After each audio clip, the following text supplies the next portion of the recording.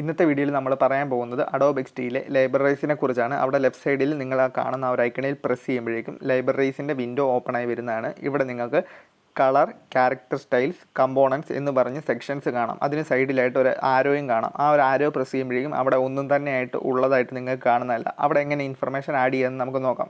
ഇവിടെ ഞാൻ colour add ചെയ്യാൻ പോവാണ്. അതിനുവേണ്ടി ആ ഫ്രെയിം സെലക്ട് ചെയ്യുക. ആ കളറിൻ്റെ അപ്പുറമുള്ള പ്ലസ് ഐക്കൺ ക്ലിക്ക് ചെയ്യുക. അപ്പോൾ ആ ഫ്രെയിമിൽ ഞാൻ ഉപയോഗിച്ചിട്ടുള്ള എല്ലാ കളറും പച്ച, ഓറഞ്ച്, കറുപ്പ് അങ്ങനെയുള്ള എല്ലാ കളറും അവിടെ വരുന്നതായിരിക്കും. അതിൻ്റെ വാല്യൂ നിങ്ങൾക്ക് ഇവിടെ കാണാൻ പറ്റുന്നതായിരിക്കും. ഇതിൻ്റെ ഗുണമെന്ന് പറഞ്ഞു കഴിഞ്ഞാൽ നമ്മൾ ഇനി ഒരു ബട്ടൺ ക്രിയേറ്റ് ചെയ്യുകയാണെങ്കിൽ ഞാനിപ്പോൾ ഇവിടെ ഒരു ബട്ടൺ ക്രിയേറ്റ് ചെയ്യണം. അതിന് നമുക്ക് പെട്ടെന്ന് തന്നെ ആ ഒരു സെയിം കളർ കൊടുക്കാൻ പറ്റും.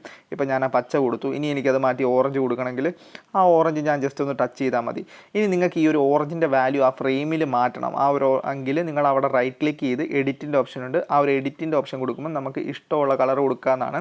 അത് കൊടുക്കുമ്പോൾ ശ്രദ്ധിക്കുക, നിങ്ങൾ ആ ഒരു ക്രിയേറ്റ് ചെയ്ത ആ ഒരു ബട്ടണും നിങ്ങളുടെ ഫ്രെയിമിലും ആ ഒരു കളർ മാറുന്നതായിരിക്കും. നിങ്ങൾക്ക് ഇവിടെ കാണാം ആ ഹോം ഡെലിവറി അവൈലബിൾ എന്നുള്ളതിൻ്റെ ആ ഒരു ഓറഞ്ച് കളർ മാറി ഇപ്പോൾ ബ്ലൂ ആയിട്ടുണ്ട്. ഇത് വളരെ ഹെൽപ്ഫുള്ളായിട്ടുള്ളൊരു കാര്യമാണ് നമ്മൾ കുറേ ഡിസൈനൊക്കെ ചെയ്യുമ്പോഴേക്കും.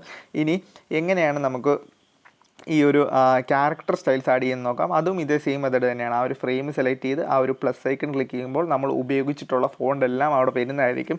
ഇപ്പോൾ നിങ്ങൾക്ക് പുതിയതായിട്ടൊരു സ്ക്രീൻ ഡിസൈൻ ചെയ്യുമ്പോൾ, ഇതുമായിട്ട് ബന്ധപ്പെട്ട് പുതിയൊരു സ്ക്രീൻ ഡിസൈൻ ചെയ്യുമ്പോൾ നിങ്ങൾക്ക് ഫോൺസിൻ്റെ സൈസൊക്കെ നിങ്ങൾ മാനുവലായിട്ട് അവിടെ പോയി മാറ്റുന്നതിനേക്കാൾ നല്ല ജസ്റ്റ് വൺ ടച്ചിൽ തന്നെ ഇവിടെ മാറ്റാൻ പറ്റും.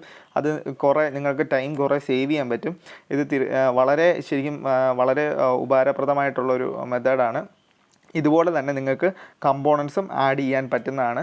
അപ്പോൾ ഇതൊക്കെയാണ് ആ ഒരു ലൈബ്രറീസിൻ്റെ ബേസിക്സ് ആയിട്ടുള്ള കാര്യങ്ങൾ.